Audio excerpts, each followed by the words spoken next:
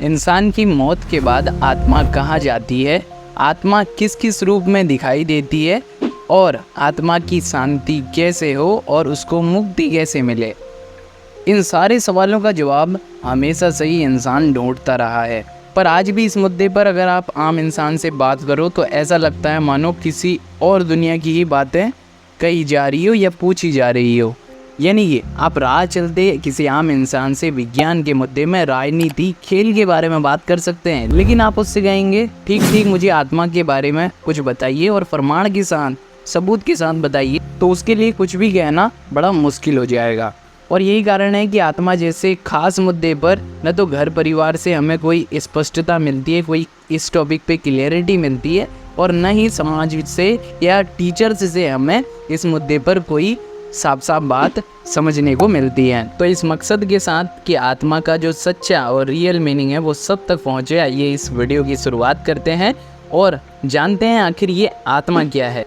तो आत्मा का क्या अर्थ है ये समझने के लिए अगर आप इंटरनेट पर आत्मा क्या है सर्च करेंगे तो बहुत सारे आर्टिकल्स, यूट्यूब पर बहुत सारी वीडियोज़ और पॉडकास्ट सुनने को मिल जाएंगे। अब उन सबको अगर आप पढ़ेंगे तो इन अलग अलग स्रोतों से ली गई जानकारी को पढ़कर आप और देखकर आप कंफ्यूज हो सकते हैं। और उस सब से होगा क्या, जब आप बहुत सारी इन्फॉर्मेशन गैदर करेंगे और आपको पता चलेगा कि अलग अलग लोग अलग अलग तरह की बातें कर रहे हैं, तो इससे आत्मा को जानने समझने में जो आपकी रुचि है, जो इंटरेस्ट है, वो कम हो जाएगा और जानने की जिज्ञासा खत्म हुई। इसका मतलब फिर से ये जो टॉपिक है ये दब जाएगा, आपकी समझ से बाहर चला जाएगा और हम ऐसा बिल्कुल नहीं चाहते। तो आत्मा का वास्तविक अर्थ क्या है ये समझने के लिए आपको सीधा सीधा जाना पड़ेगा हमारे धर्म ग्रंथों की तरफ। और जब हम बात करते हैं धर्म ग्रंथों की तो सनातनियों के उच्चतम यानी कि जो टॉप के ग्रंथ हैं उनको कहा जाता है उपनिषद। और उपनिषदों में जो ज्ञान मौजूद है वही श्रीमद् भगवद गीता में भी मौजूद है। तो इसलिए हम कह सकते हैं कि आत्मा के बारे में अगर आपको पढ़ना है या समझना है तो उसके लिए या तो आप भगवद गीता पढ़ें या फिर आप सीधे सीधे उपनिषदों की तरफ जा सकते हैं। अब सवाल आता है ये उपनिषद क्या हैं, तो बहुत आसान शब्दों में कहें, उपनिषद वो ओरिजिनल डॉक्यूमेंट्स हैं जहाँ पर आपको धर्म क्या है, जीवन क्या है, इन सारे सवालों के जवाब मिल जाते हैं। यहाँ तक कि उपनिषदों को उच्चतम दर्शन भी कहा गया है, यानी कि जो बात उपनिषदों में लिखी हुई है वो अंतिम सत्य है। यानी कि सच्चाई की खोज कहीं पर समाप्त होती है तो वो बात जाकर उपनिषदों में ख़त्म हो जाती है। यानी कि जिस किसी ने भी आज तक संसार के अंतिम सत्य को जानने की कोशिश की वो बात हमें उपनिषदों में पढ़ने को मिलती है। इसलिए कहा जाता है कि उपनिषदों में जो बातें लिखी गई हैं वो आज से हजारों साल पहले जितनी उपयोगी थी आज भी वो बातें उतनी ही यूजफुल हैं। इसलिए उपनिषद आज भी हमारे काम के हैं। यहाँ तक कि आज हम जिस शब्द को जानने वाले हैं वो शब्द भी पहली बार ऋषियों ने ही उसका आविष्कार किया था। यानी कि ऋषियों ने पहली बार आत्मा शब्द की बात उपनिषदों में की थी। तो क्या कहते हैं उपनिषद आत्मा को लेकर, आइए समझते हैं।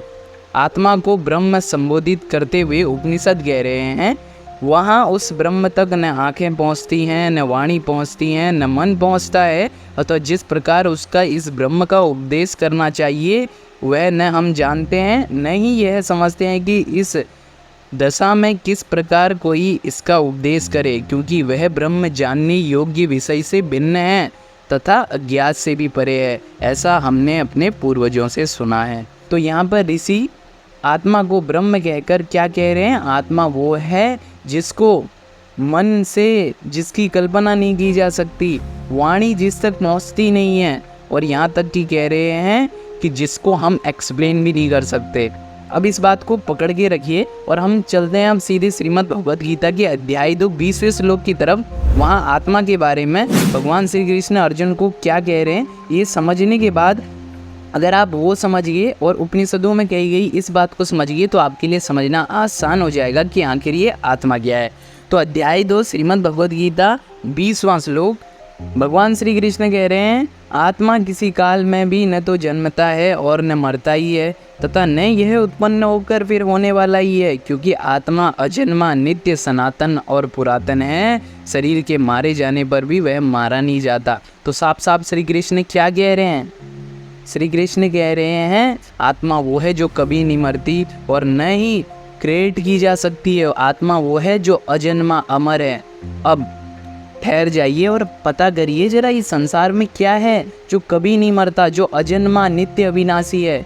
तो जब विचार किया गया तो पाया कि इस दुनिया में मात्र सत्य ही है जिसको न कभी मिटाया जा सकता, न जो कभी पैदा होता, जो इंसान की मौत के बाद भी रहता है, जो इंसान के जीवित होने से पहले भी यानी जन्म से पहले भी और मरने के बाद भी उपस्थित रहता है, उसी को आत्मा कहा गया है। यानी कि सच्चाई को ही आत्मा, ब्रह्म, परमात्मा कहा जाता है। जब भी आप सनातन धर्म की ग्रंथों को पढ़ें, आपको कहीं पर आत्मा शब्द मिले तो समझ लीजिएगा आत्मा माने सत्य, वही अल्टीमेट ट्रूथ जिसको परम सत्य भी कहा गया है, ब्रह्म भी कहा गया है, परमात्मा भी कहा गया है, वही आत्मा है। अब जब आत्मा माने सत्य है तो प्रश्न ये उठता है कि मरने के बाद आत्मा कहाँ जाती है, यानी कि सत्य कहीं जा सकता है? तो जवाब अब आपके ऊपर निर्भर करता है। अब चूँकि हमने सनातन धर्म के ग्रंथों को पढ़ लिया है, वहाँ से हमने आत्मा का अर्थ समझ लिया है और सीधा ग्रंथ हमें कह रहे हैं आत्मा माने सत्य, तो बताइए क्या मरने के बाद सच्चाई कहीं जा सकती है? सच्चाई हमारे अंदर से उड़कर कहीं जा सकती है? नहीं ना। और चूँकि हमको लगता है कि जो आत्मा होती है वही तो इंसान का मन होती है, और इंसान का जो मन कह रहा है वही तो उसकी आत्मा है। और जब इंसान मर जाता है तो वो आत्मा यानी मन कहीं ना कहीं तो भटकता रहता होगा। देखिए, आत्मा माने सत्य, आत्मा भीतर, सत्य भीतर मौजूद कहीं नहीं है, सच तो हर जगह है, वो अंदर भी है बाहर भी है ना। तो भगवान कण कण में, इसलिए कहा गया कि सच्चाई, परम सत्य तो हर जगह है ना। लेकिन हमें लगता है मन जो कह रहा है वो भी तो आत्मा है, यानी कि हमारा मन जो कई तरह की चीज़ें कहता है वही तो आत्मा है। तो जब इंसान को लगता है उसका मन ही सच्चाई है, वही आत्मा है, तो फिर उसको लगता है कि मरने के बाद यही मन कहीं ना कहीं भटकता रहता होगा। जी नहीं, मन जो है वो कहाँ से मिलकर बना है? जो कुछ भी हम देखते हैं सुनते हैं वो हमारे अंदर सामग्री, कंटेंट के रूप में हमारे मन में मौजूद रहता है। इसलिए मन कई तरह की बातें करता है ना।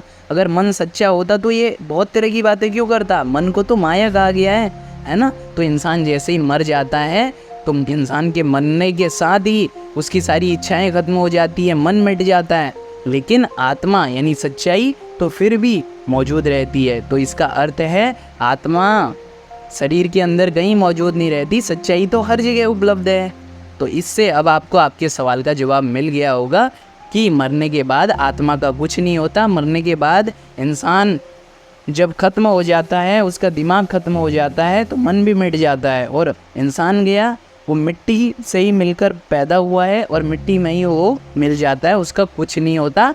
आत्मा यानी सच्चाई कहीं नहीं भटकती। तो जितने भी आपको आत्मा के नाम पर जितनी भी बातें कही जाती है ना कि मरने के बाद आत्मा का ये होता है वो होता है, वो सारी बातें व्यर्थ है। इसके बावजूद भी आत्मा को लेकर कोई सवाल है, सुझाव है, तो आप आत्मा नामक इस पुस्तक को पढ़ सकते हैं। बहरहाल इस वीडियो को देखकर कोई भी सवाल है, सुझाव है तो कमेंट बॉक्स में बताएं। साथ ही इस वीडियो को शेयर करना अब आपकी जिम्मेदारी है। धन्यवाद।